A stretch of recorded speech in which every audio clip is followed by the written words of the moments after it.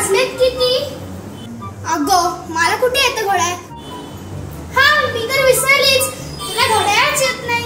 ये इकडे मला घड्याळ शिकव. काय? घड्याळ शिकव आता? अगं मला शिकव ना ग घड्याळ प्लीज. आता एकदा बोलते रांगोळी काढ, एकदा बोलते घड्याळ शिकव.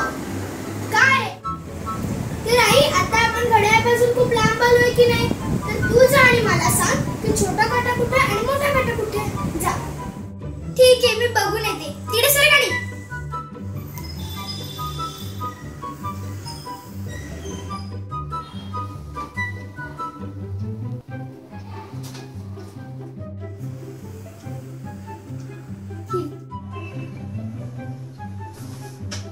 काय बोलतात मानले की सर, आपण पण बघूया.